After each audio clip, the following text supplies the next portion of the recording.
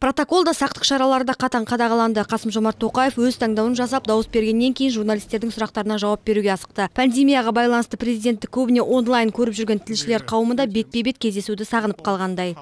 Сайлауға дауыс беруге қандай көңіл күймен келдіңіз? Көңіл күйім көтеріңкі, халқымыз белсенді түрде дауыс беріп жатыр.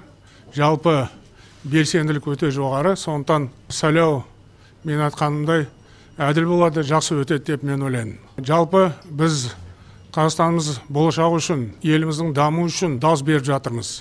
Сондықтан парламентте былай жалпы айтқанда еліміздің болашағы туралы, еліміздің халқымыздың тағдыры туралы кең ауқымды пікірталас болу керек. Сол себепті мемлекет басшысы бұл сайлаудан кейін парламентте бірнеше партияның өкілдері болатынына сенім білдірді. Ал құрамы жаңарған мәжілісті саяси науқаннан кейін бірден маңызды міндет күтіп тұр. Қасым-Жомарт Тоқаев жуық арада фракциялардың жетекшілерімен жүздесіп, премьер-министр мен үкімет мүшелеріне кандидаттарды талқыламақ. Өйткені заң бойынша енді үкімет отставкаға кетуі тиіс. Тағы маңызды мәселе парламенттің негізгі міндеті сапалы түрде заңдарды қабылдау. Қазақстан үшін сапалы заңнама жүйесі керек.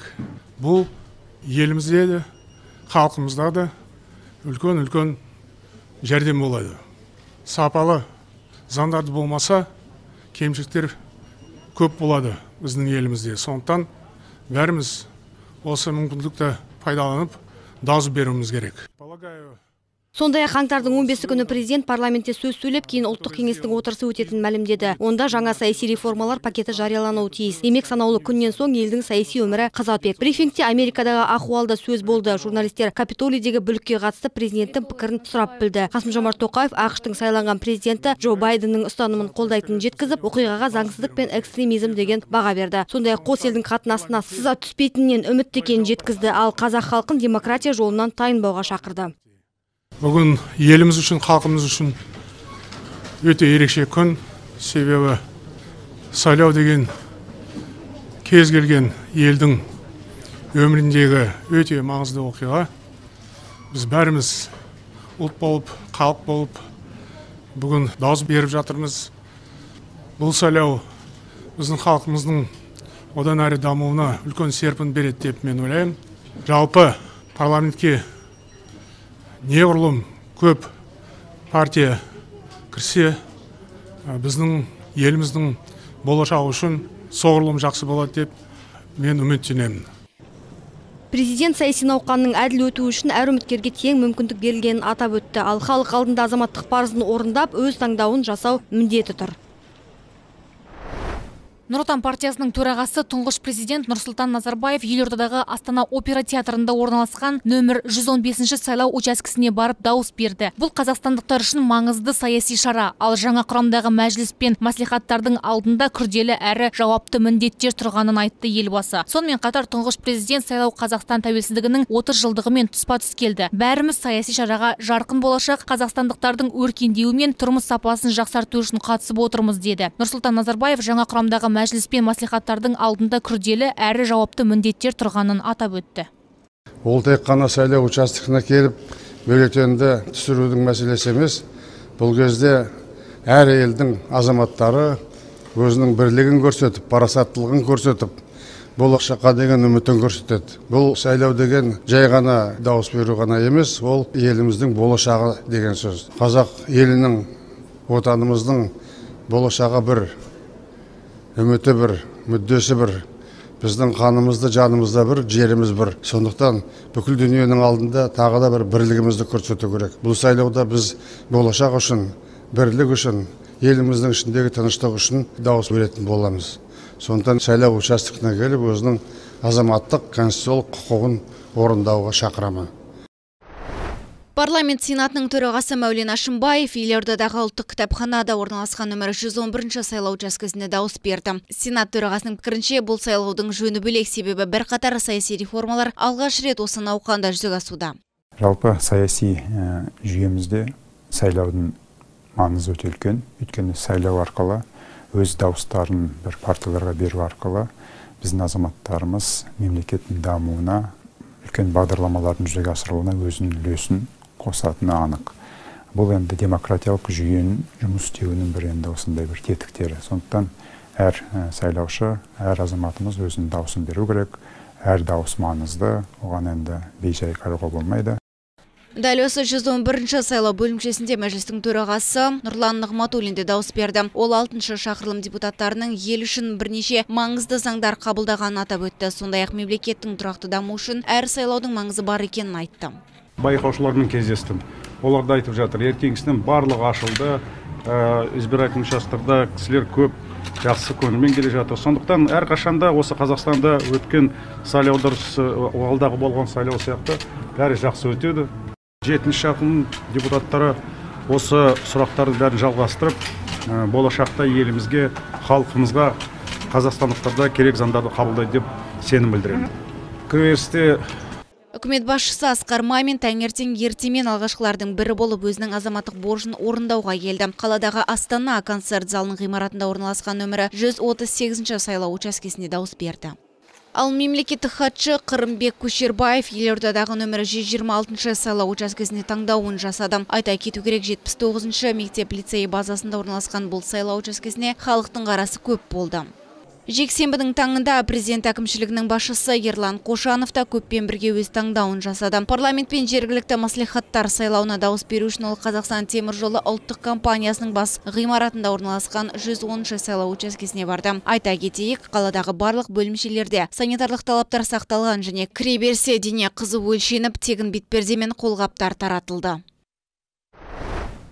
Бұл сайлау бұрынғыдан өзгерек. Пандемия кезінде, яғни қысылтаяң шақты өтіп жатыр. Соған қарамастан әзірлік жүйелі, электорат белсенді. Алғашқылардың бірі болып сайлау учаскесіне келген Қазақстанның халық партиясының төрағасы Айқын Қоңыров сайлауға көңілі толатынын жеткізді. Народная партия Казахстана. Қазақстанның халық партиясы өзінің үгіт-насихат жұмыстарын жоғары деңгейде өткізді. Біздің есебіміз бойынша 1 миллионға жуық үгіт парақшасы таратылды. Ешқандай мәселе туындаған жоқ. Біздің байқаушыларымыз да жұмыстарын соңына дейін жоғары деңгейде атқарады деп сенемін. Нұр Отан партиясы төрағасының бірінші орынбасары Бауыржан Байбек те бүгін өз таңдауын жасады. Ол елордадағы нөмірі 115-ші сайлау учаскесіне барып дауыс берді. Мұнда жалпы 3592 сайлаушы тіркелген.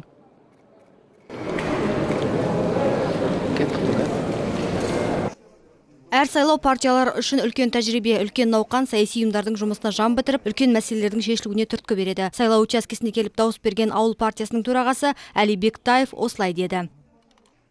Халықтың барлығы келіп сайлауға өздерінің қалаған жүректегі дауыстарын береді, қалауларын жасайды. Соның ішінде бізде, былайша айтқан кезде біздің партиямызда үмітті көп жұмыс атқардық. Сайлау алды шараларының алдында насихат жұмыстарының барлығын, өзіміздің жоспардағымыздың бәрін атқарып шықтық деп ойлаймыз. Ал Ақ жол партиясының төрағасы нөмірі 122-ші учаскеде өз таңдауын жасады. Азат Перуашев халықты белсенділік танытуға шақырды. Әр қазақстандықтың дауысы еліміздің болашағы үшін аса маңызды болмақ. Біз біріншіден осы сайлаудың таза өтеді, әділет өтеді деп үміттенеміз, және де тек қана үміттенбей, мәселе тек үмітте ғана емес, біз өзімізден соған үлесіміз қосуымыз керек. Бұл сайлаудың ерекшелігі көбіне жастарға жол беріліп отыр. Олар қысқа мерзімде барлық салада өздерін таныта алды. Осылай деген Адал партиясының төрағасы да лайықтыға дауысын берді. Үлкен болашағы бар сайлау болып тұр. Себебі мына біздің жастар тек қана жаңағы жас болған емес, тағы да қайталап айтайын, өзінің білімдігімен болашақта жаңағы уәде берген әңгімелерін халыққа қандай мәселесі бар екенін бәрін талқылады. Иә, бүгін бүкіл ел болып маңызды таңдау жасайды, болашағын таңдайды және сол таңдаумен алдағы 5 жыл өмір сүрмек. Парламент мәжілісінің сайлауына 5 партия қатысып отыр. Олардың бюллетендердегі орналасу реті жеребе тарту нәтижесі бойынша қойылған. Тізімде бірінші болып Қазақстан халық партиясы, екінші нөмірде Нұр Отан, үшінші ауыл, одан кейін сәйкесінше Ақ жол мен Адал партиялары орналастырылған. Жалпы сайлауда партиялардың атынан 312 үміткер мәжіліс депутаттығына ұсынылған. Оның 222-сі ер адам, 90 әйел. Кандидаттардың ең кішісі 25 жаста, ең үлкені 70-те. Айта кетейік, мәжіліс сайлауы ел тарихында осымен 7-ші рет өтіп жатыр. Дәл қазір облыстық аумақтық сайлау комиссиясында жұмыс қызу. Бұл жерде өңірде дауыс берген адамдардың саны есептеліп жатыр. 18:00-дегі ақпарат бойынша облыс тұрғындарының 64,5% өз таңдауын жасап үлгерген. Бұл 337,757 адам. Қазіргі уақытта аудандар 90% болды. Енді қалалар 60-50%. Сол енді ойлаймын, енді 20 уақытқа дейін, 20 сағатқа дейін 1,5 сағат бар, оның ішінде де біраз қосылады ғой халықтар. Енді сайлау тұрақты өтті деуге болады. Қазір енді қызу заман басталады, санау керек. Ол қазір жергілікті учаскелік комиссиялар дауыстарды санап, протоколдарын әкеліп, бюллетендерді әкеледі бізге. Сол түні бойы соны санап, жинап, қорытынды шығарамыз. Таңғы сағат 7-ден бастап дауыс берушілер сайлау учаскесіне ағылып жатыр. Сұлтанмахмұт Торайғыров атындағы облыстық кітапханада орналасқан номер 15-ші сайлау учаскесінде ең бірінші болып келген 88 жастағы Кейуана арнайы сыйлыққа ие болды. Постоянно хожу. Үнемі келемін, дауыс беру қажет, сондықтан да елдің барлық туған туыстарыма да айтамын. Мен осы Павлодар облысында туып өскем, осында тұрам. Мен өзімнің борышым деп санаймын. Мына сайлауға қатысу. Сол ерте тұрып келдік, сайлауға қатыстық. Аймақ басшысы Әбілқайыр Сқақовты алғашқылардың бірі болып дауыс беріп, өз таңдауын жасады. Сондай-ақ барша тұрғындарды ел болашағы үшін белсенділік танытуға шақырды. Өзімнің конституциялық құқығымды жүзеге асырдым. Бір ай бойы саяси партиялар үгіт-насихат жұмыстарын жүргізді. Олардың саяси бағдарламаларымен өздеріңіздер барша облыс тұрғындары танысты. Осы сайлау науқанының басты ерекшелігі енді маслихат сайлау партиялар тізімдер бойынша жүргізіледі.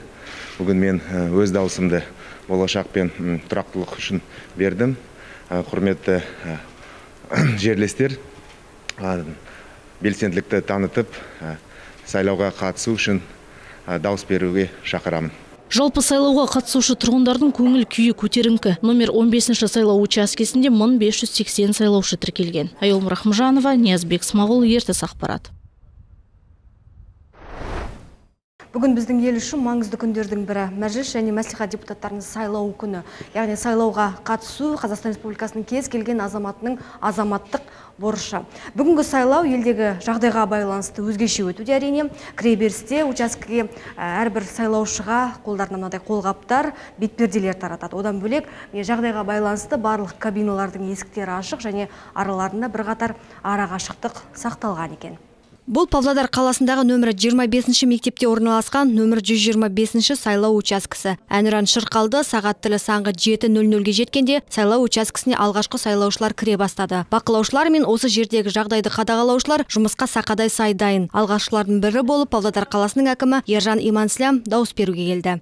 Биыл сайлау негізі алғашқы рет партиялық тізім бойынша жүргізіледі, саяси партияның тізімдер бойынша қазір осы науқан басталды, бірақ кішкене қиыншылықтар бар. Өйткені біз пандемия ретінде кішкене карантин болғасын, кішкене сондай қиыншылықтар бар. Бірақ біз азаматтық борышымыз, конституциялық борышымыз сайлауға келіп отырмыз, дауыс беріп отырмыз.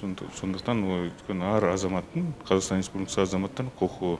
Жалпы нөмірі 125-ші сайлау учаскесіне 2187 сайлаушы тіркелген. Комиссия мүшелерінің барлығы қорғаныш құралдармен қамтамасыз етілген. Одан бөлек участке әрбір 2 сағат сайын дезинфекциялық құралмен тазаланады.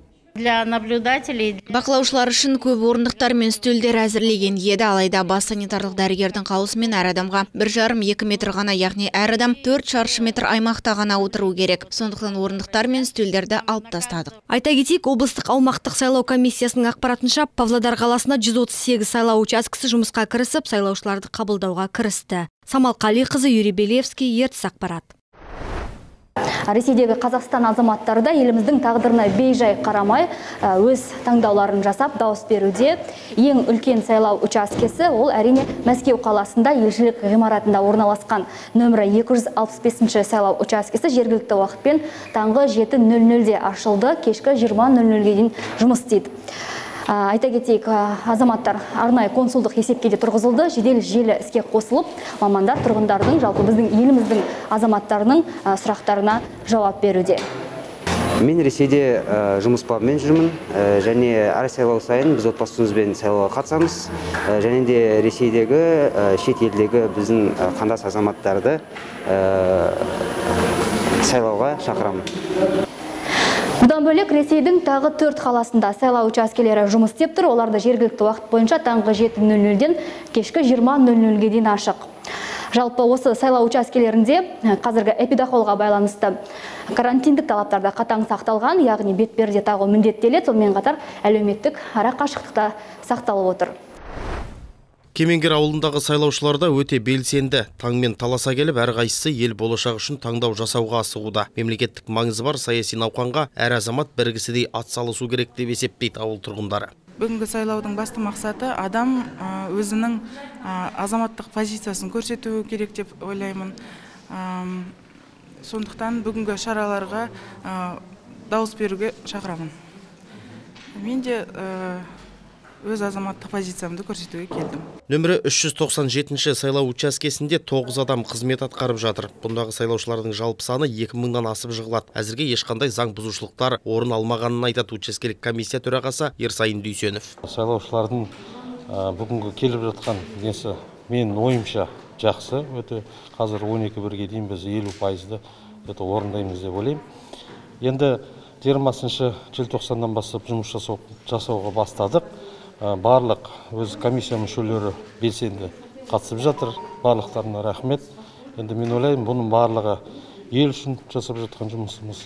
Кемеңгер ауылындағы жалпы сайлаушылардың саны 2000-нан асады. Оның 350-ден астамы сағат 10:30-ға дейін өз таңдауларын жасап үлгерген. Бұдан бөлек аталмыш елді мекенде 43 адам үйден дауыс беруге құқылы. Аталмыш сайлау учаскесінде елдегі эпидемиологиялық ахуалға байланысты барлық санитарлық талаптар сақталған. Кіреберісте дене температурасы тексеріліп, бетперделер үлестірілуде. Зұлқарна Ермұратұлы, Досымбек Тоқай, Павлодар ауданынан. Нөмірі 578-ші сайлау учаскесі Ақсу кентіндегі мәдени ойын-сауық орталығының ғимаратында орналасқан. Таңғы 6-дан кешкі 8-ге дейін келгендерді еріктілер қарсы алады. Кейін сайлаушылар санитарлық талаптарды сақтай отырып, тіркеуден өткен соң дауыс береді. Жалпы учаскеге 1102 сайлаушы тіркелген. Мен 26 жастамын, осы сайлауға бірінші рет қатысып тұрмын. Осы сайлаудың халыққа жақсылығы тиеді деп ойлаймын. Сондай пікірдемін. Чтобы жизнь хорошо. Елдің өмір сүруіне жағдай жасалса деймін. Балаларымыз жақсы оқысын, зейнеткерлеріміздің жағдайына көңіліміз толсын, жалпы өміріміз жақсарсын деп тілейміз. Чтобы улучшилось наше состояние. Всегда ходил. Әрқашан сайлауға барамын. Ол міндет. Келеміз, дауыс береміз. Өміріміз жақсы жаққа қарай өзгеріп келе жатыр. А жизнь изменится, навсегда меняется жизнь. Сәбит Дөнентаев атындағы мәдениет сарайында нөмір 476-шы сайлау учаскесі орналасқан. Ақсу қаласының тұрғындары сайлаудағы жаңашылдықтарға көңілдер толып отыр. Алғаш рет партиялық тізімде әйелдер мен жастарға 30% квота енгізілді. Дауыс берушілер бүгінгі сайлаудан көп үміт күтетіндерін жеткізді. Мінекей бүгін сайлауға келдік. Келіншегіммен бірге келдім сайлауға, депутаттардың сайлауына. Мына еліміз тыныш болсын.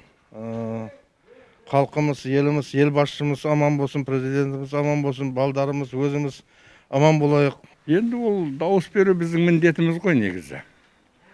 Осында Қазақстанда тұрып атқаннан кейін өзіміздің міндетіміз ол. Дауыс беру. Сайлаудан қалмаймыз сылда. Енді Құдай біледі.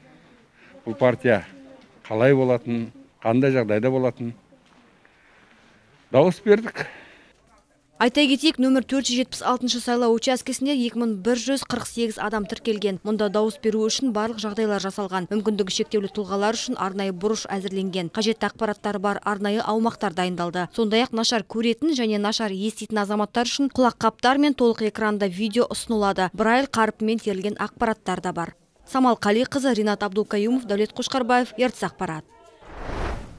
Ертіс Баян өңіріндегі 532 сайлау учаскесінің 289-ы аудандарда орналасқан. Оның 14-і Май ауданында жұмыс істеуде. Сайлаушылардың жалпы саны 7148. Саяси науқанға Майтөбек ауылының ақсақалы Владимир Вершинин де келді. Оған ұзақ жасаған адам ретінде естелік сыйлық ұсынылды. Айта кетейік, ол 20 қаңтарда 91 жасқа толады.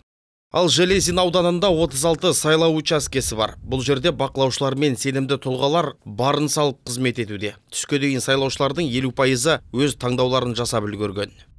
Тереңкөл ауданында 93 жастағы Кейуана дауыс беру науқанына қатысты. Тыл ардагер Саруар Жұмасанова сайлау бөлімшесінде баршаға ақ батасын берді. Жалпы аудан бойынша 14467 сайлаушы бар. Оның 8680-і түске дейін дауыс беріп үлгерді. Өмір берсін, халыққа жақсылық келтірсін. осы тілегімді қабыл ет, Алла. Беріште жақсылық Әумин, айтқаныңыз келсін. Ал Ақтоғай ауданында 9015 сайлаушы бар. Сағат 16:00-ге дейін олардың 73%-ы саяси науқанға қатысқан. Ескере кетейік, аталмыш ауданда 30 сайлау учаскесі бар. Нөмірі 50-ші сайлау учаскесі Кенжекөл жалпы орта білім беру мектебінде орналасқан. Таң атысымен бұл жерде халықтың қарасы қалың. Дене қызуын тексертіп, қолдарын антисептикпен өндеген соң адамдар дауыс беруге асықты. Сегодняшние выборы, на мой взгляд, Бүгінгі сайлау әр қазақстандыққа үміт сыйлайды. Болашағымыз ашық, алаңсыз болсын. Яғни ертеңгі күніміздің қалай болатыны халықтың қолында. каждый хочет, он идет, голосует. Әр адам өзі қалаған партияға келіп дауыс береді, яғни қарапайым халықтың өмірін жақсартатын партияға дауыс береді. Для простого народа именно. Как патриот страны? Елдің патриоты ретінде біз сайлауға қатысып дауыс беруге міндеттіміз. Нөмірі 50-ші учаскеге 2197 сайлаушы тіркелген. Олардың 20-сының үйіне сайлау процесін жүргізу үшін топ жіберілді. Баспаналарды аралайтын топтың өкілдері қорғаныш құралдарымен қамтамасыз етілген. Сайлау процесі үйдің ішінде емес, үйге жақын аумақта жүргізіледі. Самал Қалиқызы, Ринат Абдулкаюмов, Дәулет Қошқарбаев, ертіс ақпарат. Демократия институты ғылыми зерттеу қауымдастығы өкілдері Павлодар облысы Ақсу қаласы сайлаушылары арасында әлеуметтік сауалнаманың 4-ші кезеңін жүргізуге кірісті. Шағын шаһар аумағында 40 сайлау учаскелері жұмыс істеп тұр. 10145 тұрғын дауыс беру құқығына ие. Лилия Байбатина нөмір 485-ші сайлау учаскесінің шыға берісінде тұрып, жұртшылықтан сауал алады. Қойылатын жалғыз ғана сұрақ: сіз қай партияға дауыс бердіңіз? Мәлімет құпия сақталады. Негізгі жұмыс сайлау нәтижелеріне болжам жасау. Оны дауыс беру аяқталғаннан кейін 24 сағат өткеннен кейін ғана барып жария етуге болады екен. Лилия Құсманқызы кейінгі 10 жылда осы жұмыспен айналысады. Бүгін 80 жастағы ел адаммен де сауалнама өткіздім. Халық жақсы келіп жатыр. Жастар көп. Олар өз ойларын ірікпей айтады. Бұрынғы сайлауларда кімге дауыс бергенімді өзім білемін деп кете салатын. Біздің міндет сайлау нәтижелеріне өзіндік болжам жасау ғой. Бұл Хмельницкий ауылының мәдениет үйінде орналасқан 454-ші сайлау учаскесі өз жұмысын таңғы сағат 7-де бастапты. Сағат 9:30-ға дейін 70-тен астам ауыл тұрғыны келіп өз таңдауларын жасап үлгерген. Дәл осы сайлау учаскесіндегі бақылаушылардың айтуы бойынша әзірге ешқандай заң бұзушылық орын алмаған. Негізінен жалпы тізім бойынша сайлаушылар саны 743 адамды құрайды. Оның ішінде алғаш рет сайлауға қатысқалы тұрған азаматтар да бар. Выборы проходят с соблюдением санитарных требований. Біздің бөлімше жұмысқа сағат таңғы 7:00-ден кірісті. Тәртіп бойынша әнұранмен бастадық. Өйткені бұл мемлекеттік маңызы бар науқан. Әзірге 70-тен астам адам келіп дауыс берді. Елдегі жағдайға байланысты барлық санитарлық талаптар сақталған. Здоровье прибыть на участок. Саяси науқанға алғашқылардың бірі болып келгендер қатарында ауыл тұрғыны Амангелді Мұсатаев та бар. Бұл осымен 3-ші рет сайлауға қатысып тұрғандығын айтады. Ел болашағы шешілетін додаға мен де өз үлесімді қосайын деп келдім дейді.